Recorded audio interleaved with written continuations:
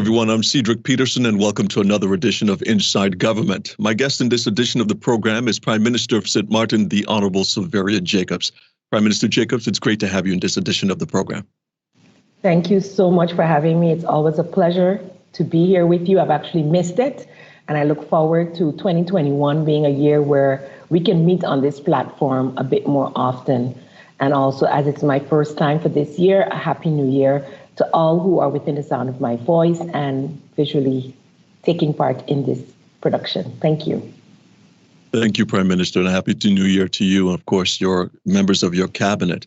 We want to thank you for joining us to be a part of the program, and the discussion is going to be about the Caribbean Reform and Development Entity, now called COHO for short.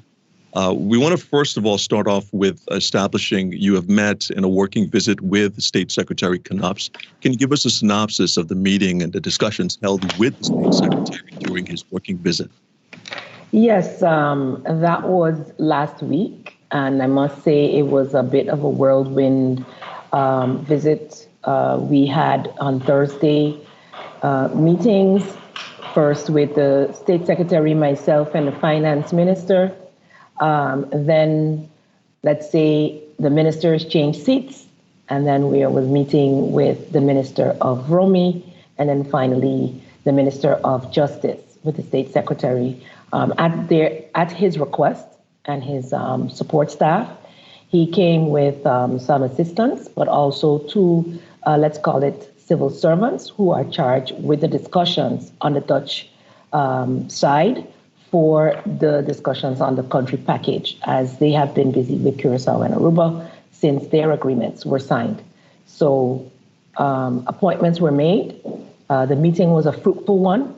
We were able to amicably, I must say, discuss and dialogue on challenges that have been faced up until now with the reconstruction projects that are currently being carried out, how we would be working with the new temporary working organization, our SG platform, as well as the support that would be given from our Kingdom Relations and Interior and Kingdom Relations departments, as well as, I believe, one or two support staff from other departments, but mostly from the BAC department, which has been a main player also in all our negotiations, even though, of course, those were more, let's say, managed through the discussions on the cabinet level with the departments in the Dutch government, as well as also with the State Secretary. So we're moving forward.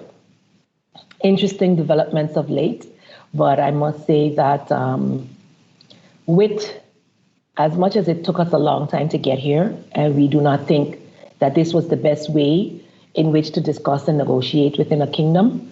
At a certain moment, we had very little choice.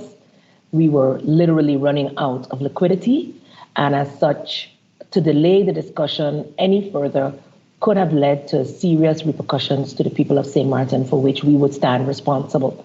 So as such, being accountable to the people of St. Martin, having taken this oath with the aim to improve the situation, not make it worse, we determined as government of St. Martin that we had no other choice but to accept the conditions for the liquidity support that had been on offer, especially seeing that we were blocked from being able to save ourselves, at least in the meantime, because it would not have been for a long term anyway, but it would have at least given us some liquidity to be able to go another couple of months while we negotiate. But then again, we would be in this situation where the Dutch government finds itself today as well. What are the sentiments expressed when you're monitoring, of course, social media, Facebook, especially that on the Facebook page of the government of St. Martin? One thing came up with regard to the delay of St. Martin's agreement and signing up based on the timing of Aruba and Curacao, they being the first ones to go ahead and signed off on, and we delayed on it. How would you respond to that? What was the reason for our delay? I must say that I think based on the fact that each country agreed at different times, is totally dependent on where that country was within its liquidity situation. At the onset in June, July, Aruba was already in pretty bad condition, but they were still able to hold out, and we all stood firm in that meeting of July 10th all of us, against the manner in which this was being handed down, opgelegd, as they say in Dutch. All of us agreed, and the Dutch manner of handling is take it or leave it. As you all know, that played itself out over the past 6 months. And most of us left it as long as we could. Let's just leave it at that, in the sense that we all actually left it as long as we could. When we could no longer leave the offer as the only offer on the table, Aruba also attempted and was able to, because their let's call it CAFT, doesn't have the, let's say, the power that ours does, the respect that ours does. Our CFT made a statement and our financial markets went running, whilst legally they had no right to make those statements and they were actually wrong. But people think when they hear an entity such as that speak, which advises the Dutch government, and the government takes that advice, they took that seriously. So if the Dutch were to take that advice, which they also knew was ongepast, not fitting for the time, then we would be in a different place today. However, that wasn't the case, and many of the financial market decided not to take that risk. And we are where we are today. Aruba, similarly, did go on the open market and was able to borrow and were able to sustain themselves for some months, but they were back in the same boat within a few months and accepted the conditions shortly after Curacao Day. Curacao having been the first country to, let's say, buckle under pressure in needing those finances to be able to take care of the people. And I cannot, judge them harshly, and I did not in those times, because I knew if we were not able to secure funding through other means, that we would be in the same boat, and this is where we are. We were unable to secure funding. We were unable to get our economy back on track, seeing the serious challenges that we are facing economically worldwide. And so therefore, we are where we are as responsible representatives of the people, doing what we have to do to ensure the sustainability of St. Martin at this time. Thank you very much, Prime Minister. Question is there a structure to manage the country reforms, and who makes up that structure?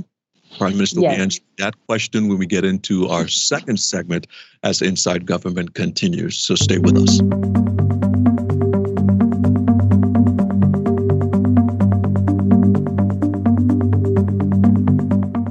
Coronavirus is most likely to spread from person to person when we come into close contact with one another. We can all help stop the spread by keeping our distance. This means do not shake hands or exchange physical greetings, and wherever possible, stay at least 1.5 to 2 meters away from others. It's also really important to practice good hygiene, especially after being in public places. Together we can help stop the spread and stay healthy. Visit stmartingov.org/coronavirus or call 914 to learn more. This public service announcement is brought to you by the Government of St. Martin.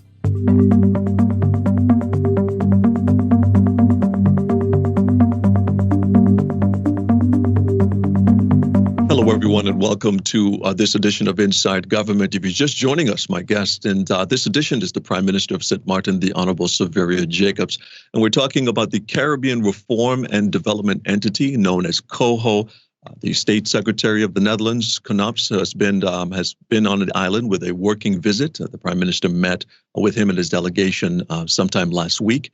We were talking about pretty much what the meeting involved. And Prime Minister, the current affairs now breaking today, Friday, January 15, 2021, the Dutch government has resigned in the wake of the child care benefits scandal. Ultimate question is what does this now mean for St. Martin going forward, and those negotiations just being signed off on, or those agreements? Yes. Apparently, based on my updates from, of course, our sources within the Netherlands, this is something that has been brewing for a while, that has been identified since 2018. Allegations against the Dutch government between the 2013 and up until 2019 related to some kind of discriminatory behavior by the tax department. It is a serious allegation, and it appears that it is so serious that the Dutch government has resigned as a result of it, or become the missionaire in this case, I guess, awaiting the judgment of whether it's the parliament and or the king in terms of how the resignations will be accepted. Actually, in my discussions with the state secretary on last week, the discussion did come about in terms of what would happen when they had to become demissionaire in March, when the elections would be called, when there are elections mid-March in the Netherlands. So this is 2 months earlier than anticipated, and based on his answer, as a demissionaire government, the agreements that have already been made will continue to be upheld, and he does not expect that this situation is seen by the Dutch Parliament as a controversial one, because any controversial negotiations, discussions, or actions can be put aside by the second chamber. But he did not anticipate that. But of course, he could not say with 100% clarity or he couldn't say for sure because he's not in Parliament as to what that is. But based on his experience thus far, he felt that they'd had a majority support for this action and didn't see that this would become now a controversial one. If it does indeed become a controversial one, I would hope that it would be in our favor and not against us, in the sense that maybe it shouldn't be a loan, it should be a gift. As Kingdom partners, we should be totally supporting each other. And so I look forward to seeing how the second chamber handles this demissionaire government, as well as what other resignations will take place and how this affects St. Martin. We do have the plenipotentiary minister, Mr. Rene Violines, and his staff in the Netherlands, keeping a keen eye on things and giving us timely advice in how this could affect us, whether positively or negatively. So we look forward to that. And listening to some of the questions asked by the reporters, I'm really, really interested to see the debate and to see how the people will vote come March in the Netherlands. Prime Minister, the issue of the agreements being signed off on raised a question about the potential changes that the St. Martin will encounter. I want to give you the opportunity to be able to address that and make that as clear as possible to the people of St. Martin as to what changes can be expected based on the sign off of the agreements with the Netherlands. Yes. Well, the way the changes will come about, and you did mention that at the end of the first segment, we've established a temporary working organization, a monitoring committee with a SG platform, which already existed within our organizational structure. All of the SGs are supposed to already have been coming together on a regular basis to ensure continuity, cohesion, etc., within the priorities of government. It has, let's say, over the years, trickled away in terms of its effectiveness, but under our current SG of General Affairs, they have brought it back together. The structure has been created with the support, as I mentioned, of Buck and others, to be able to ensure that the country packages agreed upon can be executed in a timely fashion, will be monitored, and the necessary support can be, let's say, identified ahead of time. And our deadline for submission of that is April 1st. So the meetings held subsequent to my meeting with the state secretary was with the Dutch representatives and St. Martin's various ministries to ensure that there was understanding as to what St. Martin is expected to do.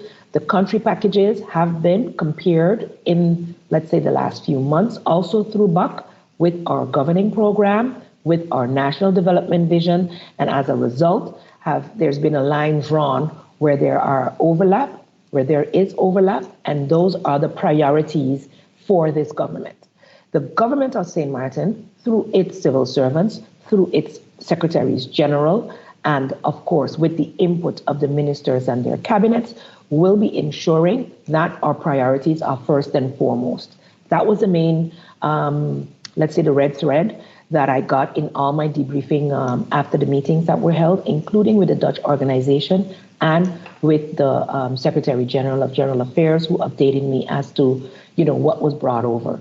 So there was some unclarity on behalf of some of our civil servants, but it is now clear that the priorities are to be established by St. Martin.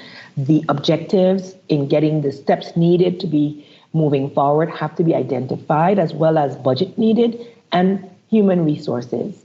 And this has to be clearly set forth in an agenda and finalized over the whole package by April 1st.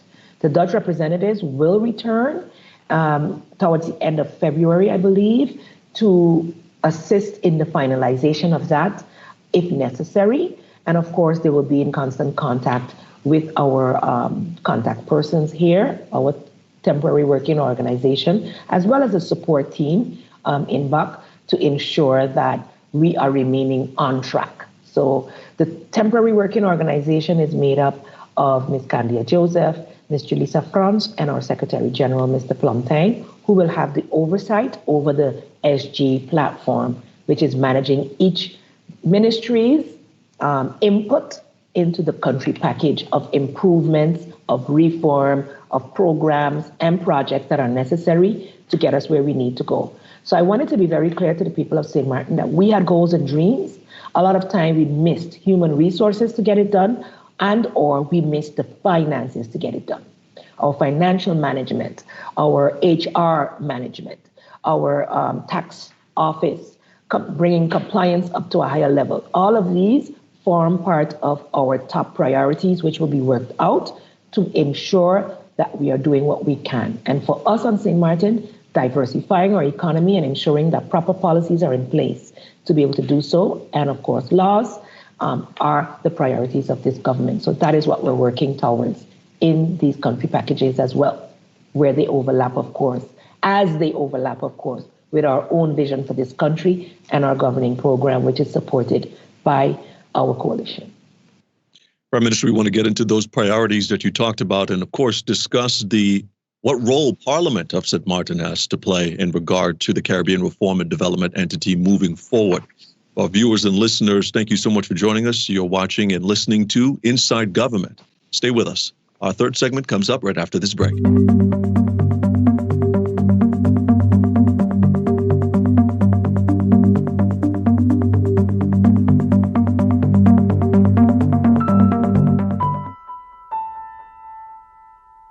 Hi, I'm Anna E. Richardson, Minister of Justice.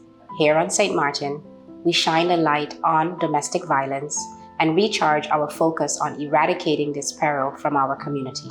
Because the danger of this violence is so wide and detrimental to our community, it calls for a collaborative effort from our society. And so, I have invited a few professionals who are fierce advocates in this fight to help me express how destructive this act of violence is for our St. Martin and steps we are taking to eliminate it. A family that has experienced domestic violence is a family in crisis. And is a family who has had their human rights violated. Domestic violence disrupts our society and threatens our community's sense of peace and safety. Persons who have escaped domestic violence have a long road ahead to build back their confidence. And rebuild their self-esteem and sense of value. In doing so, they are empowered never to be a victim again. A child who is a victim of violence and abuse within the home is an insecure child and is a child who has also had their human rights violated. A family who has experienced domestic violence by the hands of a man in the family walks on eggshells because they are afraid of him. And he should seek help and support immediately. It is also important to note that men can also be victims of abuse from their female partners and need support too.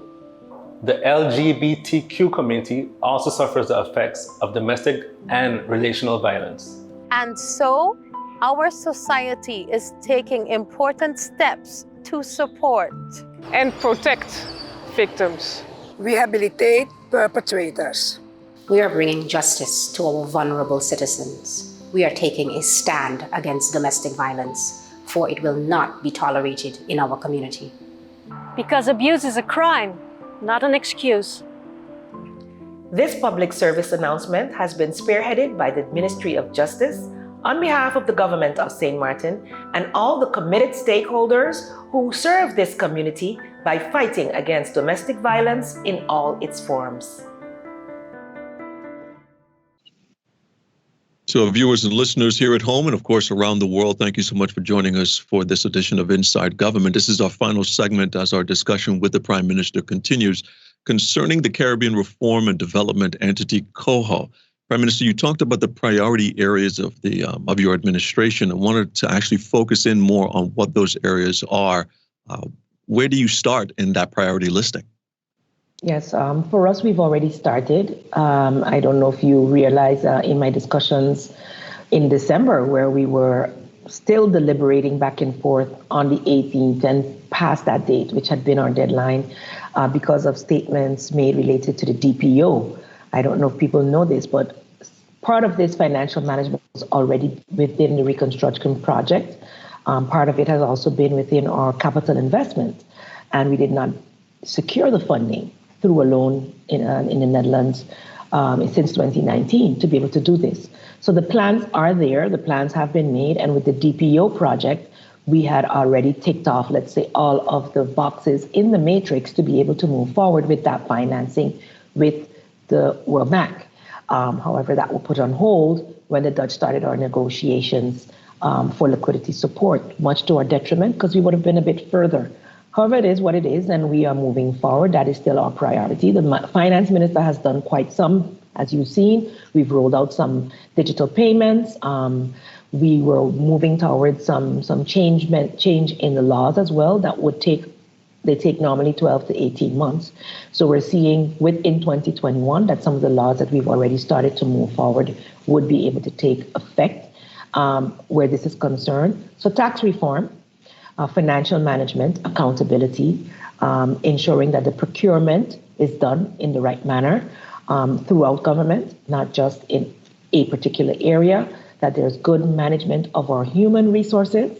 Yeah, so making sure we have the right persons in the right jobs for the productivity of the organization, improving our service, and of course, ensuring that the prison was a main thing that we could not get funded through a trust fund. That is receiving a $30 million grant, which includes the complete detention plan, which was already being, since our minister came in, we were getting some assistance to finalize that. So those areas are important. For me, as Minister of General Affairs from the time I came in 2019, I've also been looking at salary scales and seeing how that can be adjusted because we do have in the first 4 scales what I would consider contributing towards poverty on St. Martin. But these things I've constantly been advised cannot be changed overnight. We were even exacted to implement a cut. This cut did not touch the direct salaries of our civil servants. And I think that should be made very, very clear up until now. And even when the law goes into effect, it will only affect the highest earners, which turn out to be like 10 persons individually who are in the top high-ranking scales and receive extra toelages, additions to their salaries, which carry them over the top. So some cuts will be made there. We've had to do other areas that will affect our civil service. But once we can get economically back on track, because it was until further notice, and the further notice for St. Martin is until we can handle our own budget, whereby we don't have to take any funds to do our regular operations from the Dutch government. Yeah, so we're hoping that the understanding of the civil service stays with us as we work towards making the necessary improvements to never have to be in a position like this again. Prime Minister, you also made mention of the fact that State Secretary Knops, of course, talking to his parliament. Our Parliament of St. Martin here at home also has a role to play as it relates to the Caribbean Reform and Development Entity. Can you highlight what the role of the Parliament of St. Martin will be? Yes, so in terms of the CRDE in English, COHO in the Dutch language, they did include now development in there. And that is the difference, the main difference from what was presented in the first instance. So it's not only about the reforms, but also about the development of the country, sustainable development of the country. And so there is a law that is regulating such, which Parliament also gets the opportunity to peruse once the Council of State of the Kingdom has made its advice. That advice, I was updated by the State Secretary last week, is not yet ready. And as such, Once it is ready, all the parliaments, including St. Martin, Aruba, Curacao, and the Dutch Parliament, will have the opportunity to go through that, debate that, and give its expressions on it. Also, once it has come out of the advice has been made by the Council of State, changes can be made to adopt it based on the recommendations of the Council of State.